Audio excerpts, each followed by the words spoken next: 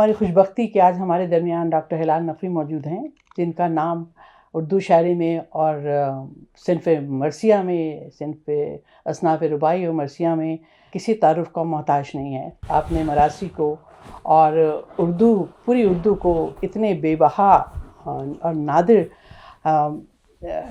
تحفے دیے ہیں، تحائف دیے ہیں کہ جس کے لیے ہم جتنا بھی ان کے شکر گزار ہوں کم ہیں. ہم بغیر کسی تاخیر کے، اگر میں سب سے پہلے ان سے ہی بات شروع کرنا چاہوں گی، ورنہ اگر ان کی تصنیفات کا اور انتقادیات کا اور ان کی تخلیقات کا نام لینا شروع کیا جائے تو 15-20 منٹ تو صرف اس میں ہی صرف ہو جائیں گے. تو میں ہلال نقوی سے تو آپ کو خوش آمدید کہتے ہوئے اپنی گفتگو کا آغاز یہاں سے شروع کرتی ہوں کہ آپ نے سب سے پہلے کب محسوس کیا کہ آپ میں شعر موضوع کرنے کی صلاحیت ہے، اور آپ نے اپنا شعر کب کہا اپنے سے؟ شائستہ بات یہ تھی کہ میں نے جوش صاحب کو وہ نومری میں دیکھا. یاور مہدی صاحب تھے جو ریڈیو پاکستان سے وابستہ تھے، وہ وہیں رہتے تھے جہاں ہمارا گھر تھا، سادات کمیونٹی روڈ میں. تو وہیں مرتبہ جوش صاحب آئے، انہوں نے بلایا. میں نے بھی جانتا جوش ہے، مجھے وہ اچھے بہت لگے، ایک خوبصورت، ایک وجیح آدمی. ہم کھیلنے دوڑنے میں تھے تو چلا آج شاعرانہ لگ رہا ہے اور مشاعرہ ہوگا. تو پتہ نہیں کیا چیز تھی جو کھینچ رہی تھی ہمیں کہ ہم سنیں ان کو. تو ہم فرش میں نہیں بلکہ لڑکے کھڑے ہوئے تھے 12-15 سال کی عمر کے، کھڑے ہو کے ہم بھی سنتے رہے ان کو. بہت اچھے لگے ہمیں وہ ان کا پڑھنا. پتہ نہیں اندر کیا چیز تھی کہ کچھ کوپلے سے پھوٹنے لگی، محسوس ہوا جیسے یہ کوئی بہت اچھا لگ رہا ہے. لیکن اس کے بعد پھر مطلب شعر نہیں کہتا تھا میں، لیکن ایک مجھے اچھا لگا وہ. میں اپنے دوستوں میں فلمی گیتوں کے ایک مصرع کہہ کے دوسرا جوڑنے کی کوشش کرتا تھا. مجھے یہ نہیں پتا تھا کہ میں یہ شعر کہہ رہا ہوں. لیکن یہ چیزیں جب میں فیڈرل ایریا منتقل ہو گیا، میرے والدین نے گھر یہاں خرید لیا تھا، تو پھر سراج الدولہ کالج جو راجہ صاحب محمود آباد نے قائم کیا تھا، تو میرا فرسٹ ایئر میں نے وہاں داخلہ لیا. ہمارے پروفیسر تھے پروفیسر مصطفیٰ حسین، جو صدر شعبہ اردو بعد میں ہوئے بلوچستان یونیورسٹی. وہ جو صاحب قریب رہتے تھے تو وہ برابر جاتے تھے. میں نے میرے اندر کچھ چیزیں تھیں، میں نے مہر نیم روز کے نام سے ایک اخبار نکالنا شروع کیا. مہر نیم روز. ہاں، تو مصطفیٰ صاحب نے کہا کہ چلو گے جوش صاحب کے یہاں؟ بڑے خوش ہوئے، جی میں چلوں گا. تو اتنا میں پیدل چلے جاتے تھے. اچھا. 3-4 بڑی لائنیں کراس کی چلے گئے. تو پہلی مرتبہ جوش صاحب کو دیکھا تو اور عجیب اتفاق تھا. ہم جو گئے تو عجیب بات تھی، جوش صاحب کسی ورثے کے بند سنا رہے تھے مسدس کے، کوئی گفتگو یہ چل رہی تھی. تو بس وہ ہم ان چیزوں سے ابتدائی طور متاثر ہوئے. تو ایسا لگا جیسے کسی بچے نے ایک دم سے ہمالیہ پہاڑ کو دیکھا، وہ متاثر ہو گیا. تو ہمارے اندر یہ چیزیں جب سے آئیں. خاندان تھا میرا شاہ امروہہ کا، لیکن میں اس میں رئیس امروہی، نصیر امروہی ان کو اتنا نہیں جانتا تھا. پتہ میرے خاندان میں نام واقف نہیں تھا اتنا. تو آپ کی ان امروہہ بردرز سے بھی آپ کی رشتہ داری ہوتی ہے؟ رئیس امروہی امروہہ میں 2 طریقے ہیں، ایک تو برادری ہے اور ایک یہ قرابت داری ہے. مطلب جون لیلیا یا رئیس صاحب ہماری برادری ہیں، لیکن اتنے مراسم ہیں کہ رشتہ داری لگتی ہے، ان کے گھر کے اندر جاتے ہیں. پھر ہماری کچھ ہوتا ہے خاندان میں، کچھ شادیاں ان کے ہو گئی، کوئی ایسے قربتیں ہو گئی. مطلب میری جو بیٹی ہے وہ رئیس امروہی کے جو داماد ہیں ان کے مطلب ان کے بھائی کی بہو ہوتی ہے. تو اس طرح قرابتیں ہو جاتی ہیں. اور پھر یہ لوگ اتنے بڑے لوگ ہیں کہ قرابت ہو نہ ہو، ہر اس سے ان کی قلبی وابستگی ہے. ڈاکٹر صاحب، آپ کا جو مرثیے کا سفر ہے، آپ کی اگر سب سے بڑی پہچان دیکھی جائے تو جوش پہ آپ کی تحقیق ہے اور کام ہے. آپ نے اپنی زندگی وقف کر دی جوش صاحب پہ کام کرنے کے لیے، تحقیق کے لیے. جیسے کہ اقبال حضرت صاحب نے جوش صاحب کو دوبارہ روشناس کرانے میں اور ری انوینٹ کرنے میں بہت کام کیا. اس پہ ہم تھوڑی دیر میں آئیں گے. لیکن آپ نے جو مرثیے کی، آپ کا مرثیہ جس مرثیے کے سفر میں دیکھتی ہوں، میر انیس میر دبیر سے شروع ہوا، بلکہ ان سے بھی پہلے لوگوں سے شروع ہوا، لیکن انہوں نے اس کو مرثیے کو بہت بڑی شناخت دی. آپ اپنے مرثیے کو میر انیس، مرزا دبیر کے بعد جوش ملیح آبادی آتے ہیں، پھر مصطفیٰ زیدی کا صرف ایک ہی مرثیہ ہے، لیکن مجھے وہ مرثیہ بہت ہی انقلابی لگتا ہے. ہاں تو آپ کے مرثیے کی جو سب سے بڑی پہچان ہے وہ آپ نے مرثیے کو علم کلام اور تاریخ سے ایسا مدلل کر دیا ہے کہ وہ مجھے کہیں نظر نہیں آتا. آپ نے اس کے لیے خاص طور پہ یہ مرثیے کی شاعری تو آئے گی یقیناً آتی ہے اور آئے گی بالکل زیر بحث ہم گفتگو کریں گے. لیکن اس سے پہلے ہوا یہ کہ چونکہ ہم جوش کے پاس جاتے تھے جی اور یہ زمانہ تھا 66 67 68 اور اسی میں 70 کا زمانہ آ گیا اور ہم بی اے کراس کر کے آگے جا رہے تھے تو جوش صاحب ایرانیان جاتے تھے مرثیہ پڑھنے کے لیے. تو اتفاق تھا کہ ہم نے مشاعروں سے پہلے ان چیزوں کو سنا. تو جب میں ان کے ساتھ گیا تو میں نے وہاں پہ جا کے ان سے پہلے پیشخانی کی. تو دیکھیے مرثیے کے بارے میں میری ذاتی رائے ہے جو میں کم فہم ہوں جو بھی ہوں میں مرثیے کو شاعری سمجھتا ہوں مرثیہ ارثیہ نہیں کہ کوئی مذہبی پلیٹ فارم سے کہ بتائیے جو صاحب وہ تو مفکر پڑھ لیں ایک قیامت ہے وہ ٹھیک ہے کہ وہاں پہ وہ مجمع ہے جو کہ اس نسبت سے ہے لیکن اس کے موضوعات دیکھیے آپ جب وہ تالے زمانے میں تمدن کی سار مطلب زندگی کچھ اور تھی وہ مین اسٹریم شاعری ہی ہے. ہاں ہم انہیں سے متاثر ہوئے. پھر یہ کہ میں نے اسی وقت یہ سوچا کہ یہ بڑی شاعری ہے چنانچہ میں نے ایم اے کرتے ہی کوئی موضوع اختیار کیا ریسرچ کے لیے. تو میری زندگی میں وابستہ ایسے ہوئی رسائی ادب کو نکالنا شروع کیا اور مرثیے پہ کیوں نہ پی ایچ ڈی کیا جائے.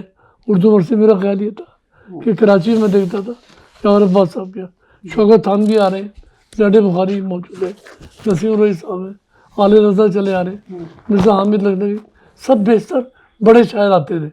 تو اس نے مجھے بڑا متاثر کیا. میرے ذہن میں کبھی آئے نہیں کہ یہ تو محرم کی شاعری ہے ایسا کوئی خیال نہیں تھا. ہم صرف علامہ رشید توفیقی کو سننے جاتے تھے باقی سب مرثیہ سنتے تھے. تو اس کو میرے اندر چیزیں آئیں کہ جمیل مظہری کا نام تھا یا عالیہ رضا کا تھا یا جوش صاحب کا. نسیم الرحی صاحب میرے رشتے میں بھائی ہوتے ہیں ان سے میری ذاتی قرابت تھی. اور جو اردو لغت بورڈ میں تھے وہ ترقی اردو بورڈ میں اور جوش صاحب نسیم الرحی صاحب یہ سب لوگ تو زبان بیان الفاظ یہ سب ہم وقت ساتھ رہے. چنانچہ میں نے اقبال ایک الفاظ فاؤنڈیشن ایک ارادہ بنایا. میں نے یہ نہیں کیا کہ جوش فاؤنڈیشن الفاظ فاؤنڈیشن اس طرح بنایا. تو وہ سب چیزیں ہر پھر کی یہ تھی لیکن اس میں کوئی روایتی قسم کا مذہبی تصور میرے ذہن میں نہیں تھا. پر یہ تھا ہاں جب مرثیے کی تحقیق کر رہا تھا تو میرے ذہن میں ابھی مرثیہ لکھا جائے تو ایسا ہو کہ ہٹ کے ہو سب سے. یعنی میرے ذہن میں ایک بچکانہ خیال تھا کہ میرا مرثیہ وہ جس سے جو سن کے گئے بھائی واہ.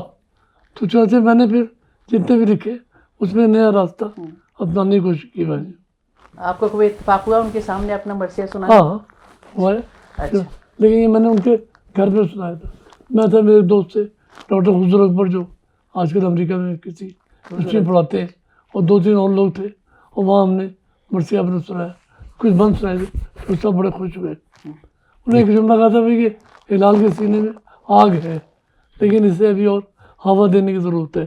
یہ لکھ کے دیا. جو صاحب تو ان سے زیادہ کون پہچانے گا لیکن یہ کہ وہ ان کے اثرات بہت زیادہ ہے. غزل کے بارے میں جو ان کے خیالات تھے وہ ذہن پہ بیٹھ گئے تو ہم نے انہیں کی چھاؤں میں سفر شروع کیا. اور پھر نسیم الرحی صاحب تھے جو زبان کے بڑے آدمی تھے وہ بھی انہی چیزوں میں تھے. یہ ہے. اب آپ کا اور اقبال حیدر صاحب کا جو قدر مشترک سب سے ہے آپ دونوں کے درمیان دوستی کے علاوہ آپ دونوں اسکول کے بھی ساتھی رہے ہیں. اس کے بعد کچھ عرصے کے بعد آپ دوبارہ ملے تو آپ دونوں اپنے اپنے طور پہ جوش پہ کام کر رہے تھے. شاید تم لوگ واقف نہیں ہوں گے ایک دوسرے سے کہ تم کام کر رہے ہو جوش پہ یا جب تک واقفیت تھی؟ نہیں جب ہم نے کام شروع کیا ہے تو ہمارے پاس تو جوش صاحب ظاہر تمہیں پتہ ہی ہے کہ ہمارے والد کے پاس ابو کے پاس ساری کتابیں تھیں. جوش صاحب کے بہت قائل تھے اور جوش صاحب کے بعد وہ کہتے تھے کہ بڑی شاعری آنا بند ہو گئی شاعری آ رہی ہے. یہ ابو کو ہمیں یاد ہے کہنا.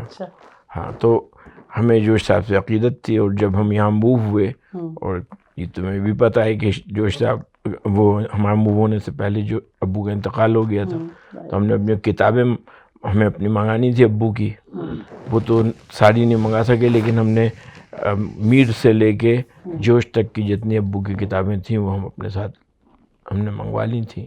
تو اس میں اقبال کے تمام چیزیں تھیں. وہ باہر بعد میں پانی میں ڈیمیج ہو کے کچھ ضائع ہو گئی. تو علامہ اقبال کے بعد میرے خیال سے، بلکہ مجھے یہ نہیں کہنا چاہیے ابو کے حوالے سے یا میں اپنے زمانے کے تناظر کے حوالے سے بھی اگر کہوں کہ علامہ اقبال کے بعد اور پہلے کی بات نہیں ہے، علامہ اقبال کے علاوہ جو شاعر تھے، ابو جوش کے بعد کسی کو بڑا شاعر نہیں مانتے تھے. جتنے بھی بڑے شاعر ہمارے مشہور شاعر تھے وہ کہتے تھے معروف شاعر ہیں، اچھے شاعر ہیں، لیکن یہ بڑے شاعر نہیں ہیں. بڑے شاعر کے لیے ابو کہتے تھے کہ سب سے بڑی چیز جو ہے اس کا اسکوپ بڑا ہونا چاہیے. اگر آپ مذہب سے کود کیا، آپ کسی عزم میں پہنچ گئے تو آپ اور چھوٹے تالاب میں چلے گئے. تو آپ کو تو جوش کے جو افاقیت تھی نا، اس نے ہمیں بہت اپیل کیا تھا.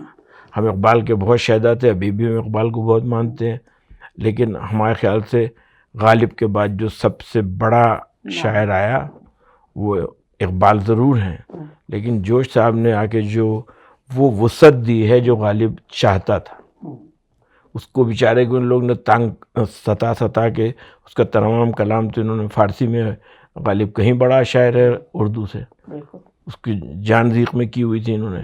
تو جوش صاحب تو پٹھان آدمی تھے، وہ کسی سے ان کا بس یہ ہے، ہم جو کہہ رہے ہیں بس یہی ہے. تو پھر شاید جوش صاحب کی شاعری ہے اور اس کا جو وفور ہے، جوش صاحب کی شاعری کا جو وفور ہے، ویسا لگتا ہے زندگی پھوٹ رہی ان کی شاعری سے. ان کی شاعری کا وفور، ان کی فکر کی آفاقیت تو اپنی جگہ مسلم، لیکن ان کی جو ڈکشن ہے، جو ان کا ذخیرہ الفاظ ہے، وہ ان کے وفور کو معنی پہنا سکتا ہے. وہ اب دیکھو نا، جب جوش صاحب کہا جاتا ہے پہلی بار پاکستان آئے ہیں تو 80 نقوی کے زمانے میں جب وہ ہوا تھا جشن مرتضوی 7 سالہ، تو اس طلوع فکر جس میں انہوں نے پڑھی ہے، ہاں، اب اس کے وہ اشعار سنو. اور ہمیں نصیر ترابی صاحب جب یہاں آئے تھے، کیربی تشریف لائے تھے، تو انہوں نے بتایا تھا کہ میں اس وقت 13-14 برس کا تھا، اور ان کا ایک بڑا جملہ تو میں ہمیشہ کوٹ کرتا ہوں، مجھے اتنا پیارا لگا تھا. کہنے لگے کہ میں نے چوڑی موری کے پیجامے میں اور کرتے میں لوگوں کو پہلی بار اور آخری بار رقص وجد کے عالم میں دیکھا ہے. جس وقت جوش صاحب یہ پڑھ رہے تھے اور لوگ وجد کر رہے تھے، رقص کر رہے تھے. اور ہم لوگوں نے اسی تقریب کو، اسی محفل کو اپنے والد کے زبان سے اسے سنا ہے کہ جب اس کا آخری جو بند ہے طلوع فکر کا، اے وہ فلک کے سمت سے آنے لگی صدا، اے جوش نقطہ سنگ میری انجمن میں آ اور جھوم جھوم کے نغمات سنا، ساقی میرا سلام ادب لے کے میں چلا، مولائے کائنات اور آواز دے مجھے، اے جبرائیل قوت پرواز دے مجھے. تو اس وقت والد کہتے تھے ہمارے، انہوں نے یہ مصرع پڑھا ہے اور اذان کی آواز بولا، کہتے ایسا سما چھا گیا تھا اس وقت. اقبال صاحب گفتگو ایسی ہو رہی ہے اور آپ سے بات ہو رہی ہے تو ہم اس کو انداز نہیں رکھتے کہ آپ کی بھی نوعمری جوش سے بہت قریب آئی کہ آپ اپنے گھر پہ جوش کو لے کر آئے، یہ تو خود بڑی ہے. ہاں، سن 75 میں ہم نے جوش صاحب کو پڑھا ہے، سن 73 میں. ہمارے والد کے پاس جیسے میں نے بتایا کہ سبھی کی کتابیں تھیں، تو ہم نے جوش صاحب کو جو پڑھنا شروع کیا. اقبال ہمارے پہلے پسندیدہ شاعر تھے، اور میں جوش صاحب کو جب پڑھا تو مجھے ایسا لگا کہ اقبال کے بعد اردو شاعری رکی نہیں ہے. جو اقبال نے جو فروغ دیا اردو شاعری کو، جوش نے اس کو لبیک کہا، اور پھر جوش نے جو اس کو فراخ دیا، وہ فراخ جو ہے وہ اس فروغ سے زیادہ بڑا ہے میرے نزدیک. تو یہ چیز جو تھی مجھے بہت بھائی. پھر میں جوش صاحب کو جب نجوم و جواہر پڑھی تب میں تو پھر سارا الہام افکار وغیرہ تو رکھ دی، میں نجوم پڑھتا ہے ابھی بھی. میں جب بھی کبھی مجھے پڑھنا ہوتا ہے نجوم کی، کبھی بھی ربائی کو میں 100 دفعہ پڑھی ہوئی ربائی ہو، 50 دفعہ، لیکن جب پڑھو تو اس میں ایک نیا نقطہ ملتا ہے. یہ آپ ہی نے مجھ سے بات کہی اور بڑا واقعی جملہ ہے کہ اگر جوش کی تمام شاعری ہٹا دی جائے اور محض نجوم و جواہر پاس ہو تو جوش ہاں صرف ایک اسی قدر قامت کے ساتھ اس سے مجموعہ کیا قیامت کا مجموعہ ہے. اچھا، ہم سے اگر یہ سوال کوئی کرے تو ہمیں الہام افکار لگے گا. وہ سب کچھ ہے، لیکن نجوم و جواہر تو بس ایک مرکب ہے، جبکہ نجوم و جواہر ایک مجموعہ ہے. ہاں، اور چیزیں خطرہ و قلزم جو رباعیات میں جوش ہے وفور تو ان کا ہو لیکن یہ بھی تو اعجاز دیکھو نا کہ اس قدر وفور اور 4 مصروں میں اس قدر جامعیت کے ساتھ ہے وہ ہو. یہ رباعی تو ہم لوگ لال بھائی کی رباعیوں کے لیے بھی کہہ سکتے عہد جدید جو ہے ہیں. کیا رباعیات ہیں آپ کی. ٹھیک ہے آپ کا شکریہ. میں کہتا ہے عہد جدید جو ہے کیا رباعی کو وہ اس طرح ایکسیپٹ کر رہا ہے, قبول کر رہا ہے رباعی کو؟ نہیں, عہد جدید کا مزاج ہی وہ نہیں ہے. عہد جدید تو تفصیل کا ہے, اجمال کا تو قائل ہی نہیں ہے وہ. اس کے بعد اتنی فرصت ہی نہیں کہ غور کرے. جب تک آپ غور نہیں کریں گے اجمال آپ کے سمجھ میں نہیں آ سکتا ہے. آپ کو ڈیڈیوس کرنا پڑتا ہے. ہاں, اور غور کرنے کا ہمارے پاس وقت ہی نہیں ہے. ہم تو چاہتے ہیں وہ چلتا ہوا ہمیں غزل کا شعر دو کہ وہ یہ ہوا تو یہ ہو گیا, یہ ہوا تو یہ ہو گیا, تو اسی پہ ہم لوگ چل رہے ہیں. جو بڑا شاعر آیا دوسرا جوش کے عہد کے بعد, سب سے بڑا شاعر جو آیا وہ نون میم راشد ہے. وہ انتظار کرتا ہے اور اصرار کرتا ہے کہ سوچو اور سمجھو, سوال کرتا ہے. جو شاعری سوال نہیں اٹھاتی وہ شاعری جو ہے وہ بڑی شاعری. علی سردار جعفری نے کہا تھا کہ جوش, میں نے خود سنا تھا, وہ پریس کلب کراچی میں گفتگو کر رہے تھے. جی انہوں نے کہا تھا کہ جوش اور اقبال کے بعد پابند شاعری کا دروازہ بند ہو گیا. تو بند کیا خیال ہے, آپ سمجھتے ہیں کہ راشد کا ظہور تو 1940 سے پہلے ہو گیا, 40 میں بابرہ آئی ہے. ہاں, تو آپ کیا سمجھتے ہیں؟ میں خود محسوس کرتا ہوں کہ بھائی مرثیہ لکھو نیا, تو کبھی سوچتا ہے کہ کیا کروں, سمجھ میں نہیں آتا کیسے راستہ نکالا جائے. کیا یہ راشد کو تو میری نظر میں تو نظم کے معاملے میں راشد ایک مجدد ہے, کیونکہ آزاد شاعری کو جس نے بھرم دیا اور جس نے قائم کیا کہ ہم وہ پابند شاعری کے برابر کی شاعری ہو سکتی خیال اور فکر کے حساب سے, وہ راشد ہے. اکیلا راشد ہے وہ. راشد کا کوئی مول نہیں ہے آزاد شاعری میں, کوئی مماثل نہیں ہے, کوئی. وہ بہت بڑا شاعر ہے. کون سی چیز ہے جو راشد نے, کیونکہ وہ اس کی ایک انٹرویو بھی ہم نے سنا تھا, اس نے کہا پابند شاعری میں کہنے کی تھوڑی سی قافیے اور بحر اور اس کی وجہ سے پابندیاں ہوتی ہیں. جوش صاحب سے جب یہ سوال میں نے کیا تھا, انہوں نے کہا تھا یہ صحیح ہے, لیکن آدمی اگر زیادہ ارتکاز کرے اور زیادہ اس کے پاس قوت بیان ہو تو وہ پابندی جو ہے, اور جوش صاحب نے ثابت کیا. آپ سارا مٹا دیں جوش صاحب کا کلام, نجوم کو رہنے دیں, جوش صاحب کو ہلا نہیں سکتا کوئی. خیام سے بڑے شاعر ہیں جو کہتے ہیں کہ وہ الفاظ جو ذہن میں تھے میں منقلب نہیں کر سکا الفاظ میں, وہی کہہ سکتا ہے. اب سوچو ذرا کیا خیالات رہے ہوں گے, فکر کا وفور کیا ہوگا جو کہ وہ منتقل نہیں کر سکے. اگر لوگوں کو ان کو منتقل اتنے زیادہ کر دینے سے پرابلم ہے. اب وہ انہی کا تو مصرع ہے نا, واللہ کے ہیں کیا آواز رباعی کا, ہاں واللہ کے ہیں چشم و چراغ آفاق, یہ فکر کو آواز بنانے والے, تاب زباں سخن کے گانے والے, یہ اپنے خون میں نہانے. ہاں, یہ رباعی تو ہے. ہاں, تم نے جب کتاب پہلا اخبار نکالا تھا آواز, تو اس کے ماتھے پہ آواز اسی سے نام رکھا تھا. یہ ہم ہی لوگوں نے مل پہلی بار وہاں کسی صاحب نے لکھا تھا کہ آپ نے جوش صاحب کا, وہ کہتے کینیڈا میں کسی کو جوش صاحب کا یہ شعر رباعی یاد ہے. ہاں, تو خیر آپ لوگ بات کر رہے تھے بھی آپ دونوں کی زندگی میں سب سے قدر مشترک اور سب سے زیادہ جو مقصد ہے وہ جوش صاحب ہی رہے ہیں ہمیشہ. تو جوش صاحب پہ آپ لوگوں نے کتابیں شائع کی. محل وقوع کے اعتبار سے جہانگیر روڈ اسکول, محل فکر کے حساب سے, دانش کے اعتبار سے. ایک بات میں کہتا ہوں, میں اقبال کے لیے کہتا ہوں, میرے لیے کہنے لگتے ہیں کہ ہم اس نسل کے ہیں کہ ہم چاہتے ہیں جوش صاحب پر ایک وقی کام ہو. محض یہ نہیں کہ ان کے حلقے بیٹھ کے ہاں ہوں کر رہے ہیں. بالکل, اور یہ المیہ ہے, ان کو ڈسکور کیا گیا ہے. بالکل, انہیں دریافت کیا جائے. جی, آپ نے تحقیقی کام اتنا کیا کہ جوش صاحب کی سب چیزیں آپ نے محفوظ کر دیں اور لے آئے. اصل میں نے ایک طرح کی قربانی تو نہیں کہتا میں, لیکن یہ ہے کہ میں کہتا تھا, سوچتا نذرانہ آپ نے پیش کیا. اقبال میں سوچتا تھا, عجیب سی بات کہہ رہا ہوں, کہ میں غزل میں کیا تیر مار لوں گا. ایک سے غزل کو ہے تو کیا کیا جائے گا, تو زندگی کا کافی حصہ اس پہ خرچ کیا کہ جوش صاحب کے ساتھ بڑی ذاتی ہے, کوئی کرنے والا نہیں ہے, چیزیں سامنے آنی چاہیے. تو مطلب یہ کہ تھا, یہ چیزیں خون بہت, پسینہ بہت مانگتی ہیں, خون جگر خرچ کرنا پڑتا ہے. تو آپ دونوں میں جو ہمیں جو چیز آپ لوگوں کو مستقل مہمیز کرتی رہی اور حوصلہ دیتی رہی, آگے بڑھاتی رہی. آپ نے تحقیقی کام میں, بھائی نے دامے دن میں قدمے سکھنے یہاں اتنے بڑے بڑے پروگرام کیے کہ بعض لوگوں نے مجھ سے کہا کہ اس کیلیبر کے پروگرام تو یونیورسٹیز نہیں کر پاتی جو اقبال جوش کرتے. کو ہمیشہ یہ دھیان رہتا تھا ہمارے اقبال حیدر کو جی کہ بھائی جوش کا کوئی محور و مرکز ہو. جی تو ایسے ایوان جوش جو ہے جی جو کراچی میں قائم کیا گیا, اسی کراچی خواب کی تعبیر ہے. ہاں جی وہ بڑی بات ہے. جی کو آپ دیکھیے, میں اس وجہ سے نہیں کہہ رہا کہ اقبال صاحب بیٹھے ہیں, وہ کہتے بھی ہیں, نہیں انہوں نے لکھا بھی ہے. اقبال نے کہا بھائی کہ میری گفتگو نہ ہو, جو سوسائٹی گفتگو ہونی چاہیے.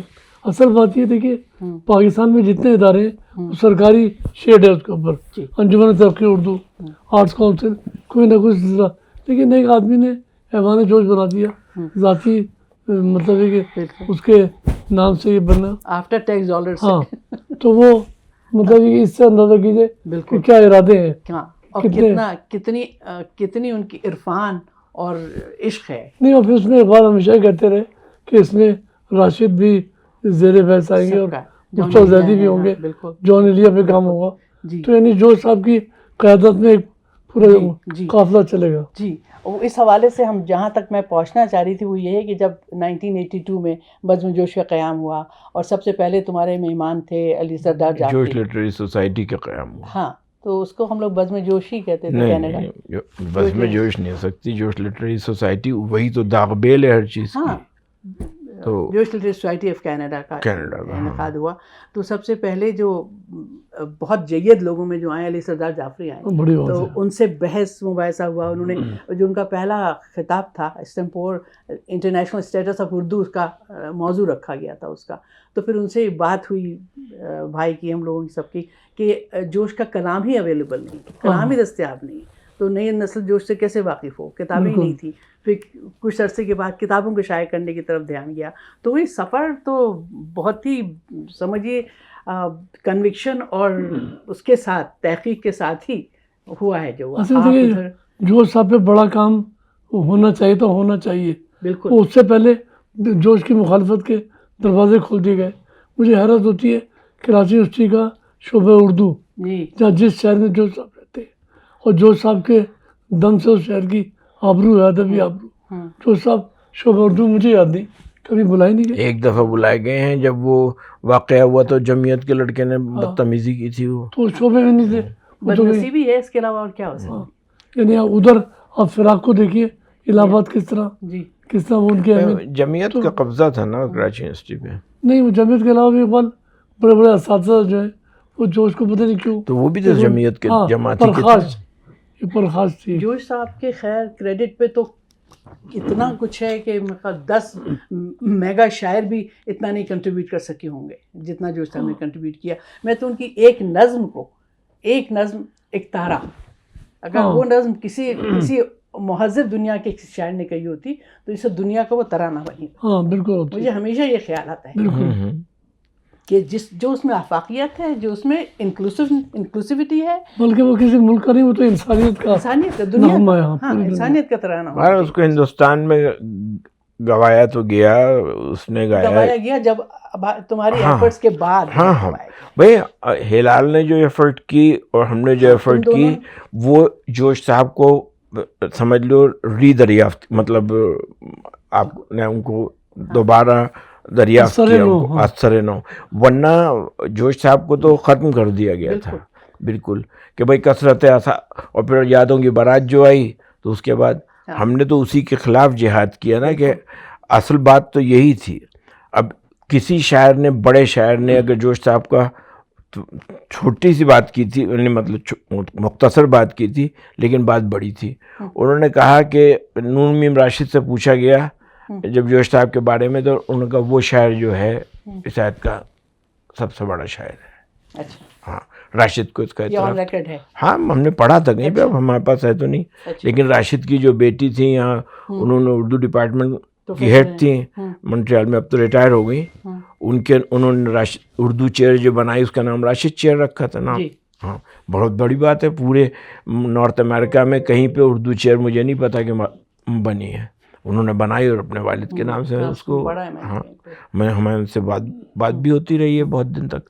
تو یہ سب چیزیں ہمیں اپنے ہیریٹیج کے لیے کرنا چاہیے.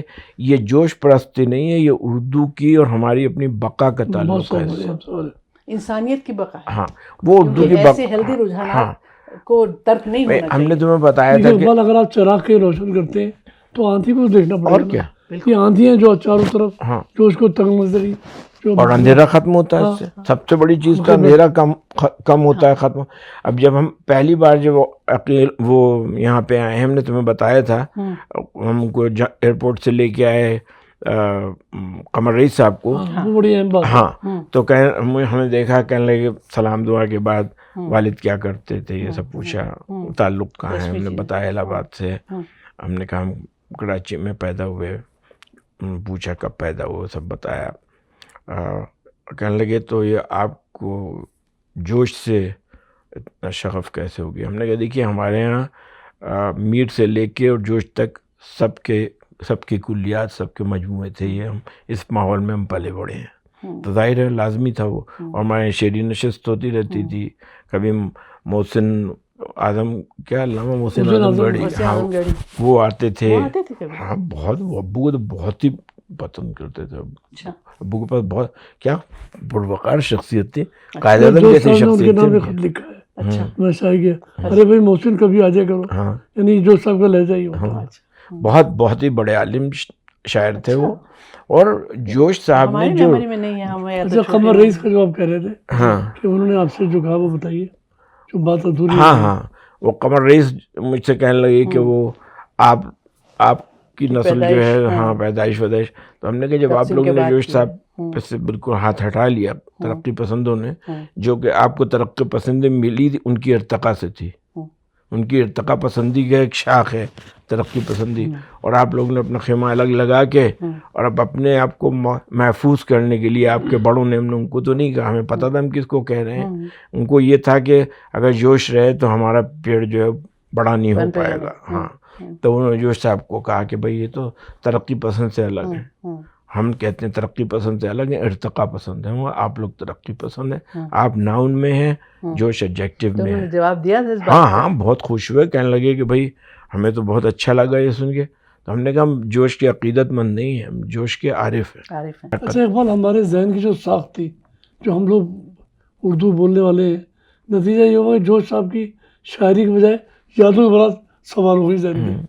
یہ بھی تو ایک عالم بھی ہوگا, وہ چیز زیادہ زیر بحث آ رہی ہے. اس میں آپ کا جو انعطاف شدہ ذوق ہے اور جو چیزیں بکتی ہیں مارکیٹ میں وہ ہیں, اس میں اصل جو علماء تھے وہ یادوں کے برات کو بھی پڑھتے ہوں گے, تو وہ پیجز نہیں پڑھتے ہوں گے جو جس کی وجہ سے وہ پڑھی گئی ہے. اس میں کیا کیا نہیں ہے, رنگ کا بیان ہے تو کیا رنگ ہے, موسموں کا بیان ہے تو کیا دیکھیے اس میں بھی وہی آتا ہے کہ ہمارا زمانہ جو تھا اس میں اس قدر انعطاف ہو چکا تھا اس مستقل تنزلی کی وجہ سے کہ ہم اس کے علاوہ کوئی چیز انجوائے کر ہی نہیں, بلکہ پڑھتے ہی نہیں تھے. کہ اس کی جو لطف تھا وہ تو اس کی عبارت میں تھا اصل. تو جب وہ اس کے صرف وہی پڑھنے میں لگ گئے, اسی کو زیادہ آگے بڑھا دیا. لیکن جن لوگوں نے پڑھا ہے یادوں کی برات, وہ تو اب میں نے جب آپ سے تذکرہ کیا تھا کہ جب میں نے یادوں کی بارات خریدی وہیں صدر میں جہاں سے میں خریدتا تھا, تو میں لے کے آیا. اب میں نے سوچا کہ یار یادوں کی بارات پہ تو اتنا چرچا ہو رہا ہے, میں لے تو آیا ہوں. ابو بہت جوش کے قائل تھے, لیکن ہم نے کہا پتہ نہیں ابو اس کو کیسے کہیں کہ بھائی تمہارے جوان بہنیں ہو رہی ہیں, تم لوگ خود نوجوان ہو, اور یہ یادوں کی بارات. تو ہم نے لا کے اس کو ابو کے سرانے جو ایک میز رکھی رہتی تھی نا, ہم نے اس پہ رکھ دیا. نے کہا دیکھیں ابو کا ریئیکشن کیا. ہاں, میں نے کہا دیکھیں ریئیکشن کیا ہوتا ہے, غصہ ہوئے تو میں اس کو ہٹا کے کہیں اور رکھ دوں گا. تو نہیں, ان کے ہم نے کاؤنٹر پہ رکھ دیا. تو جب میں دوسرے دن میں آیا ان کے کمرے میں تو سرانے ان کے رکھی ہوئی تھی, پڑھ رہے تھے. ہاں, تو اب ابو نے ہمیں ڈانٹا نہیں, بس ہم یہ سمجھ رہے تھے, اب یہ ہمیں پتا تھا کہ جوش کے بے انتہا قدر کرتے ہیں وہ. لیکن ہم نے کہا وہ کہیں گے بہنیں تمہاری بھی اسی عمر میں تم یہ کتاب لے آئے. بالکل کچھ بھی نہیں کہا, ابو پڑھتے رہے اسے, اور 4-5 دن کے بعد وہ کتاب واپس, اس کا مطلب انہوں نے پڑھ لی کتاب. ہم ایسی کوئی بڑی بات نہیں کرنا چاہتے، لیکن ابو کو بھی ہم لوگ کی ذہنی اپج کا اور معیار کا بہت اچھا اندازہ انہیں کی تھا. پرورش میں تو ہم لوگ پڑھے. بڑی پرورش تھی ان کی، تو ان کو یہ پتا تھا کہ پڑھ کچھ بھی نہیں. ہاں وہ جوش کے بہت ہی قائل تھے، اور وہ کہتے تھے جوش کے بعد بڑے شاعر نہیں آئے، اچھے شاعر آئے. بڑا قیمتی جملہ. ہاں جی یہ نہیں کہا انہوں نے کہ اچھے شاعر نہیں، انہوں نے کہا بڑے شاعر نہیں ہیں. اچھے بڑے شاعر اور اچھے شاعر کی بات الگ ہوتی ہے. ہاں یہ تو ہے. لیکن ہمارے پاس، کیونکہ انہوں نے اس کو نہیں پڑھا تھا راشد کو، وہ آزاد شاعری کے تو بہت شوقین تھے نہیں، ہم نے نہیں. تو ہم نے راشد کو پڑھا.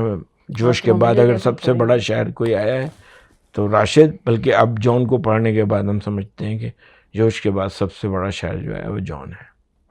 ہلال بھائی آپ سے ہم پوچھنا چاہیں گے کہ آپ کی نظر میں اگر جوش کی مراسی میں، بلکہ ہم مسدس کہیں گے کہ اس میں آپ کو سب سے بیش بہا مسدس کون سا لگتا؟ دیکھیے جوش صاحب کے تو ہر مسدس کی نہج الگ ہے.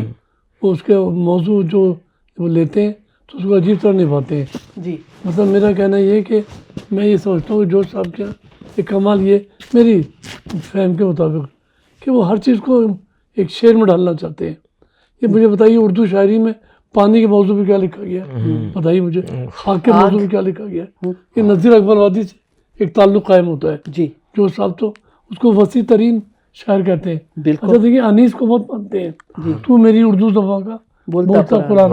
لیکن کہتے ہی ہیں کہ وسیع النظیر شاعر جو ہے، وسیع الفکر، وہ اس کو یہی کہنے جا رہا تھا. ان سے پوچھا گیا ان کا سب سے بڑا شاعر نذیر تھا. وسیع الموضوعات کہہ دیجیے. جی تو وہ جوش صاحب کی شخصیت کا اظہار ہوتا ہے. کوئی موضوع مجھے نظر نہیں آتا، ہم اس کو جو ایک مرثیہ کہنے بیٹھ جاتے ہیں. آپ ان نظموں کو مسدس کو پڑھیے تو جی الہام و افکار میں جی زندگی جی جی اور وہ سب چیزیں موجود ہیں. تو بہت کمال کی چیزیں ہیں. جی اس کو زیر بحث لایا نہیں گیا. اردو نظم اتنی بلندی میں چلی گئی ہے، جی یعنی وہ موضوعات ہی نہیں ہے. مطلب ان کا مرثیہ وہ مسدس ہے جو موجد و مفکر.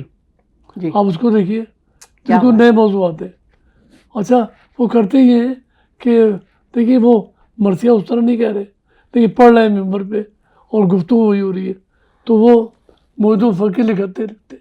ان کا عجیب کمال ہوتا ہے کہ موڑے کیسے جی باتوں کے گریز کہا جاتا ہے. جی اب سب کو بیان کر دیا کہ یہ سائنسدان ہے، یہ موجود ہے، انہوں نے کام کیا. نام ان کا ذہن کے کیا زندہ نگین، کیا یہ سفینوں میں تو ہے، نہیں. ہاں سینوں میں نہیں. اور سینوں میں کون موجود ہے؟ وہ نئی دنیا آباد ہو گئی. اچھا وہ بھی جوش صاحب کیا ایک روایتی قسم کا پٹا پٹایا مذہب موضوع نہیں ہے. وہ حسین ابن علی کو سمجھتے ہیں کیونکہ ان کا مسئلہ ہے آزادی کا. انگریز سے آزادی چاہیے، آزادی اور استقام ہے. ہاں وہ اس کے لیے ایک کریکٹر ان کے سامنے ہے. یعنی ان سے بڑا بولڈ آدمی کوئی نہیں ہوگا.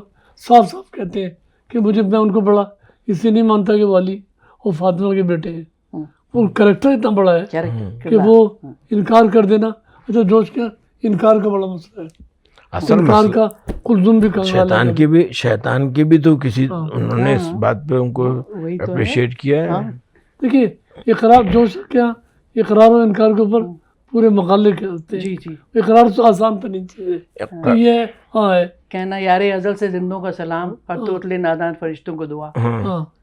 بھائی یہ بہت ہی ایک علمی بحث ہے یہ.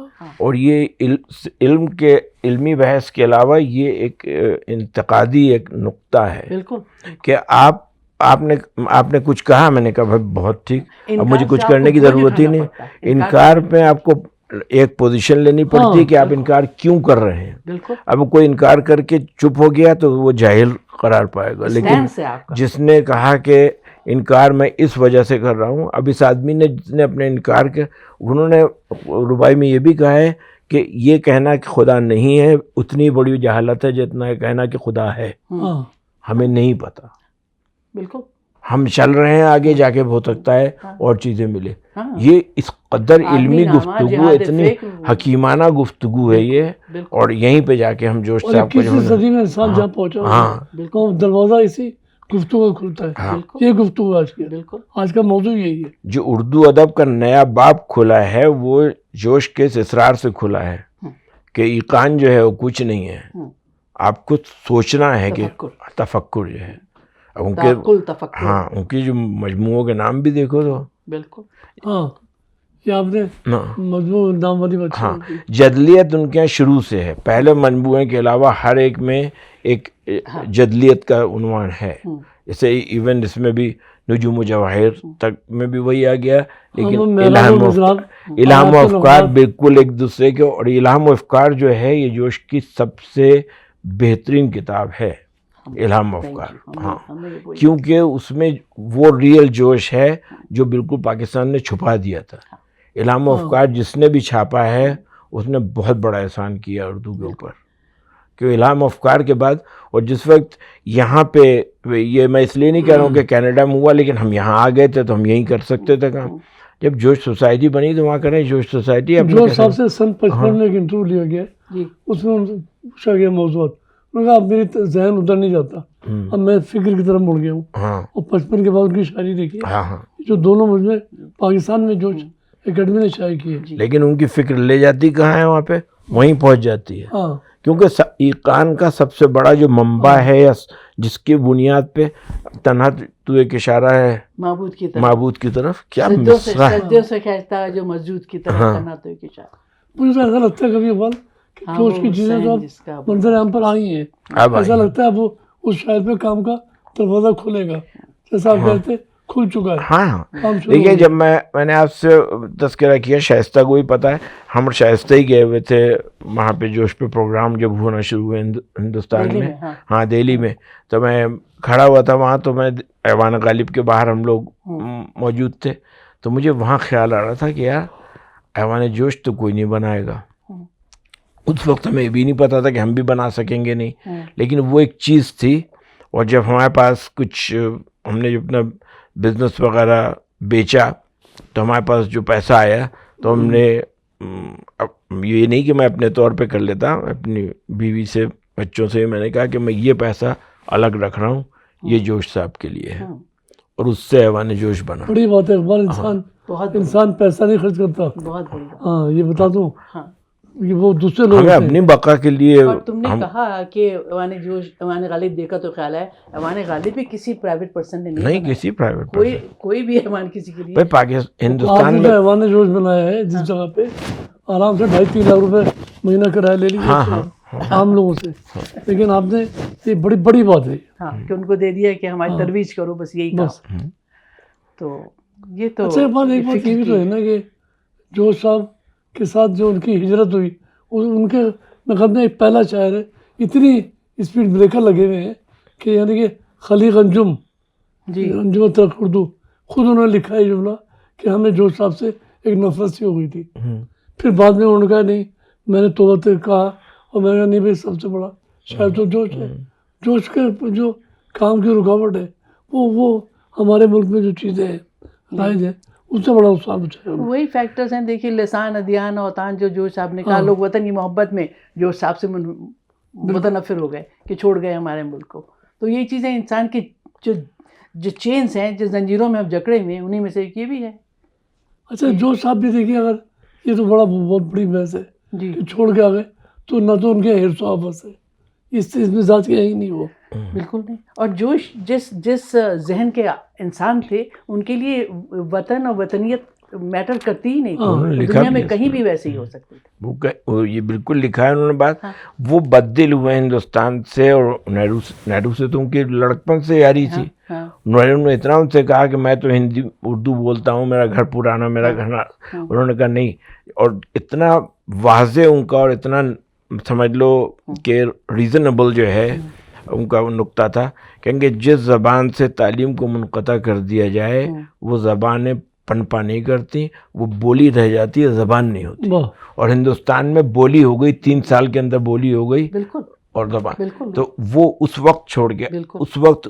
اور ان لوگوں نے پاکستانیوں نے ہی کیا کہ اس وقت جو 7 سالہ جشن ہوا تھا اس میں پہلی بار آئے تھے, تو انہوں نے آ کے دیکھا کہ یہاں پہ تو اردو کا چرچا ہے, تو اس پہ وہ راضی کر لیے گئے. اور انہوں نے وہاں جا کے کہا, جب ان لوگوں نے کہا کہ آپ یہاں آ جائیں, تو نہرو سے کہا, نہرو نے کہا تم دونوں جگہ کی شریعت رکھ لو, میں ارینج کر دوں گا.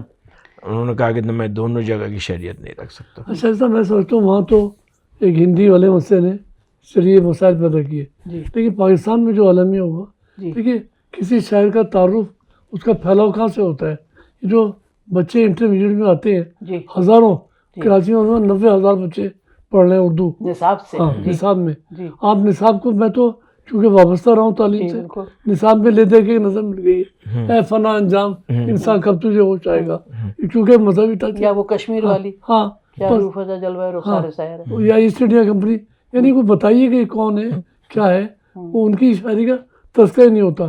اس بارے میں میں تو بہت سخت جذبات رکھتا ہوں, شاید میں ڈرتا ہوں کہ کوئی شدت نہ جائے بیان میں.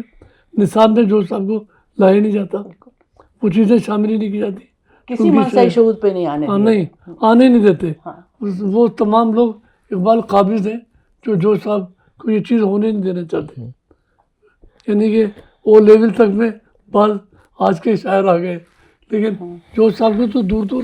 میں ایم اے بتا رہا ہوں, ایم اے کے نصاب میں جو صاحب کی قابل ذکر نظمیں نہیں. بتائیے آپ جیسے آدمی کو یہ کہہ دیا گیا کہ جوش صاحب پہ آپ نہیں کر سکتے پی ایچ ڈی, ان پہ نہیں کرنے دیا گیا. پی ایچ ڈی پھر میری اہلیہ کرنا کیا چاہتی ظلم ہے.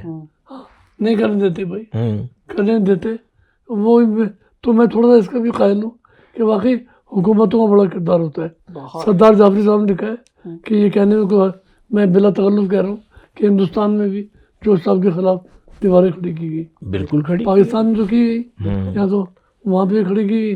نتیجہ جوش صاحب کا بہت سخت دور گزرا ہے. بھائی سردار جعفری صاحب نے تو مجھ سے یہ بھی تذکرہ کیا تھا, یا سردار جعفری صاحب نے یا انہوں نے ڈاکٹر محمد حسن نے اور یہ اپنے جو قمر رئیس صاحب نے, کہ جوش صاحب کے کلام کا ترجمہ انگریزی میں نہرو نے کہہ دیا تھا کہ شروع کرو اور اس کو نوبل کے لیے بھیجا جائے. نوبل پرائز جس زمانے میں یہ اغوا ہوئے پاکستان میں 1948 میں کہہ دیا گیا تھا. یہ 48 کی بات نہیں, اس کے اور بات کی بات ہے جس زمانے میں یہ آئے ہیں اور ان کو یہاں پہ پھنسا لیا گیا نا, کیونکہ وہ بھی بہت شروع کے بعد یہ جو ہوا تھا ارلی 50s کی بات ہے. جب آ گئے ہیں 52 53 میں پہلی بار جب آئے ہیں تو وہ بچپن میں آ گئے ہیں. طلوع فکر, طلوع فکر کا جب ہوا تھا نا, رشید ترابی نہیں, طلوع فکر تو چھپی اس میں ہے, جو نظم پڑھی ہے رشید ترابی نے 7 سالہ جشن کیا تھا 80 نقوی وغیرہ کے ساتھ کے ہوتے ہوئے, تو اس میں جوش صاحب آئے تھے پہلی بار, اور اس میں انہوں نے طلوع فکر نصیب ترابی نے یہیں اسی گھر میں مجھے بتایا تھا. کہنے لگے, ان کا بڑا مزے کا جملہ تھا, کہنے لگے کہ اقبال میاں میں نے چوڑی موڑی کے پاجامے اور کرتے میں پہلی اور آخری بار لوگوں کو وجد کرتے دیکھا ہے جس وقت یہ پڑھ رہے تھے جوش صاحب. کہنے لگے, اور ابو بتاتے تھے کہ ایک ایک بند 2 3 دفعہ سنا گیا. سب لوگ یہ کہہ رہے تھے کہ پڑھنے کی جو ان کے میں وہ پٹھان گلا تھا وہ. یہ بھی ہوتا ہے جیسا کہ نصاب کو میں بڑی اہمیت دیتا ہوں, وہیں سے ہٹا دیا گیا, نسلیں وہیں سے چلتی ہیں. جو صاحب کو اتنا محدود کر دیا گیا, نہ ان کی چیز پڑھائی جاتی ہے اور ایک پابندی عائد کر دی گئی. ہلال بھائی, ہم ایک چیز پاکستان جاتے رہتے ہیں بہت جلدی, تو ہم نے ایک چیز محسوس کی ہے کہ نصاب سے نکالا جانا تو بہت بڑا نقصان ہے, لیکن اصل میں اردو پڑھائی نہیں جا رہی ہے, کیونکہ جہاں بھی نوکریوں کی ہوتی ہے امکانات, وہ سارے انگلش میڈیم. وہی بات جوش صاحب والی جو ہے, بالکل. تو اردو پڑھائی بھی جا رہی ہے, تو ان لوگوں کو پڑھائی جا رہی ہے, وہ کہیں آگے بڑھ کے کہیں نکلیں گے بھی نہیں, ان کو بھی نہیں پڑھائی جا رہی. بلکہ تو دیکھیے, جس بچے سے پوچھے, برائٹ بچے فیملی کے جو ہیں, سب سے مشکل سبجیکٹ کون سا ہے؟ اردو. جو سب سے زیادہ اسٹرگل کر رہے ہیں اردو, کیونکہ اردو پڑھائی نہیں جا رہی. جو جوش صاحب نے کہا تھا جب الدین شو کے پروگرام میں کہ پہلے ہمارے زمانے میں تعلیم ہوتا تھا, جو تعلیم کا معیار ہوتا تھا وہ اس لیے ہوتا تھا کہ ذہن کی جلا ہو, اب نوکری کے لیے کرتے ہیں. تو نظام تعلیم کی ان کا تھا نا کہ ان کا ہمارے زمانے کی تعلیم اور تمہارے زمانے کی تعلیم میں بہت فرق ہے. جوش صاحب نے کہا تھا ان کا کیا فرق ہے, کہنے لگے ہمارے زمانے میں یہاں کے لیے پڑھا جاتا تھا, تمہارے زمانے میں یہاں کے لیے پڑھا جاتا. تو یہ بھی ہے, یہ بہت بڑی بات تھی, فیکٹرز بہت ہیں. اب ہم لوگ اپنی گفتگو کو اگر ریپ اپ کرنا چاہیں تو ہم اپنے جو لوگ اس کو بعد میں سنیں گے ان کے لیے بھی، ان کی بھی خواہش ہوگی کہ ہم ہلال بھائی سے کہیں کہ اپنی کم از کم 2-4 رباعیاں ہی سنا دیں اگر آپ. یہ رباعی تو جیسے اس کے یاد رہ جائے تو باتیں اقبال یاد نہیں رہتی. میں مجموعہ آپ کو نکال لیتا نہیں مجھے اچھا رباعیات اتمام حجت کے لیے. نہیں، رباعیات بھی میرا گریز تاثر میں کہ منقبتوں اور اس سے میں زیادہ گھبراتا ہوں کہ یہ وہ الحمد کے کچھ بنیاد ہے آپ کا، سب سے آپ کا ایسا وہ مسدس ہے ٹریڈ مارک سمجھ لیں آپ. تو ہلال بھائی آپ کی مرثیے کی اس کی تو خیر اگر اس کی خوبیاں بیان کرنے لگے تو دفتر درکار ہے، لیکن آپ کے مرثیے میں جو آپ کا اجتہاد ہے کہ تیسرے مصرے میں ردیف اور قافیہ مختلف ہے، اس کے لیے آپ کچھ کہنا چاہیں گے؟ اس کی کیا افادیت ہے آپ کی؟ اصل میں دیکھیے جب ہم یہ تحقیق مقالہ لکھ رہے تھے جی پی ایچ ڈی کی سطح کوئی ایسا نہیں کہ وہ قیامت کا کام ہے، لیکن اس زمانے میں میرے ذہن مطالعہ میں نے بہت کیا، تو میں متاثر ہوا جامع مظہری سے. جی جامع مظہری ہندوستان میں رہے اور 2-3 مرثیے اس طرح گئے تیسرے مصرے کی جی رعایت کے ساتھ، جی اور انہوں نے پڑھا بھی نہیں اس کو. میں اس زمانے میں گزر رہا تھا اقبال، تو جب میں نے تحقیق کی تو ابھی آپ نے نام دیا، پھر پتہ چلا کہ یہ سب سے پہلے کام تو نونوی راشد نے کیا تھا. راشد کی ایک نظم ہے مابرہ میں، اس میں تیسرا مصرع انہوں نے ہٹا دیا ہے، یعنی اس قافیے میں لکھا. اچھا پھر جامع مظہری لکھا، میں اس سے زیادہ متاثر ہوا اور میں نے اس خیال کیا کہ اس میں بڑی فورس ہے، وفور بہت ہے. یعنی یقین کیجیے اقبال بالکل روایتی قسم کے سامعین میں نے پڑھا ہے. مجھ سے آج تک کسی نے نہیں کہا کینیڈا ہو، کویت ہو، اور اس کا نام کیا دبئی ہو، پاکستان، کہیں میں نے پڑھا ہے کسی نے یہ نہیں کہا یہ کیا کیا ہے، وہ بہتا ہو چلا جاتا ہے. جی تو پھر یہ کہ میرے ذہن میں کچھ جب مرثی تب آیا کچھ خیالات تھے کہ جناب عباس یہ بہت بڑا موضوع ہے، جی کسی مرثی نگار نے ان کو ترک نہیں کیا. تو میں نے کہا کیا لکھا جائے، بھائی کی وفا، جی بہن سے بھائی. میں نے ہاتھ کے اوپر لکھا، جی بہت پھر انہوں نے ہاتھ قلم کرا دیے جس سردار جعفری کی مشہور نظم ہے. جی تو ہاتھ پہ لکھا تو پھر سب ہاتھ کے اس میں جتنے استعارے تھے وہ سب چیزیں آئیں. جی لکھتے رہے جنوں کی حکایاتیں خون چکا ہر چاند اس میں ہاتھ، ہمارے قلم یہ بھی میں نے یہ مجھے اس سے فائدہ ہوا. جی وہ آپ کی تضمین، آپ نے تضمین بہت کی تیسرے مصرے میں اپنی. ہاں تو میرے ذہن میں یہ باتیں رہی کہ ہاتھ ہے. اب کوئی بیٹا موضوع علی اکبر 5-6 کریکٹر ہیں جی جو انیس سے لے کے جوش کے آ جائیے، یہی موضوعات ہیں. جی جوش صاحب کے ابھی جناب زینب پہ بیت آئے گی، عجیب طرح آئے گی. جی تو اب بیٹا ہے تو میں نے بیٹے کو کیوں لکھا جائے، چراغ کر لے، بیٹا چراغ ہوتا ہے. استعارہ. اسی طرح آواز، آج کے دور میں آواز کس طرح کہاں رکھا ہے، آپ تو آواز کے نام سے نکالتے تھے پڑھتے. اب آپ سے ہم سب کی طرف سے گزارش کریں گے کچھ آپ کلام عطا ہو. چلیے ہم اپنے ہاتھ کے مرثی کے ضرور. بند سنا دیں کہ ہم نے جب ہاتھ پہ لکھا، جو مرثیت کہا جاتا ہے نا، ایک نظام یہ ہے کیونکہ مصیبت یہ کہ تحقیق میرا موضوع رہا جی کہ لوگ کہتے ہیں بھائی مسدس ہے، اس میں مرثیت یا رسائیت نہیں آ رہی.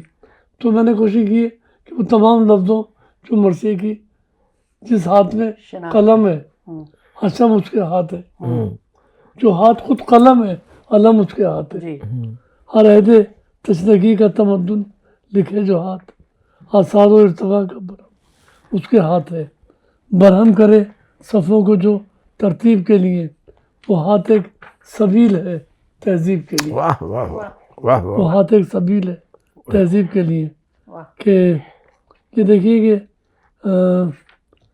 راہوں میں یہ جوش آپ سے جو کچھ سیکھا تھا، راہوں میں موڑ دے یہ جدھر روشنی کی باغ، واہ.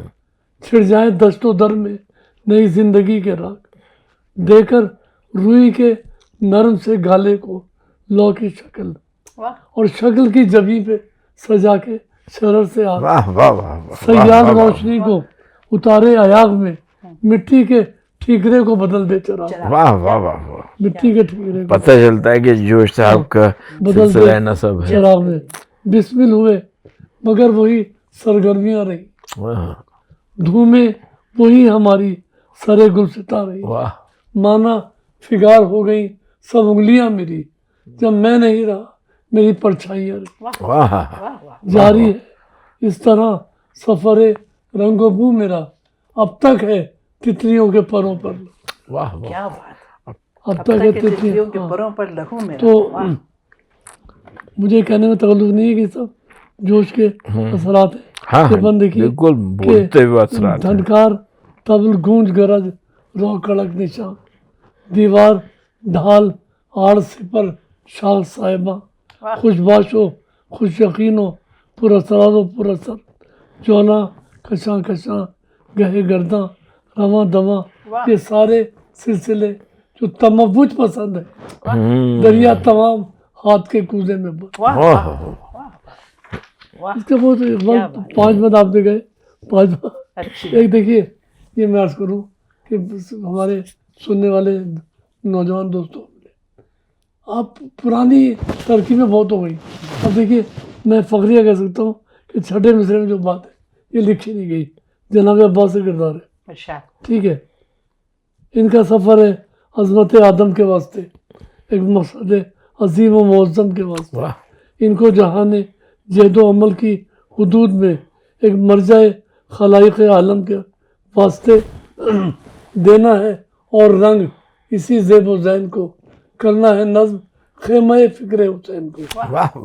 یہ خیمہ فکر حسین کی تعمیر ایک بند دیکھیے ہے چوبہ خیام خیمہ بن رہا ہے چوبہ خیام دل رانے سر بلند ہے چوبہ دل رانے سر بلند کوئی تناب کش تو کوئی در پہ کار بند بے حرمتی کی زد سے بچانے کے واسطے سائے کی طرح ساتوں ایک مرد انجمن.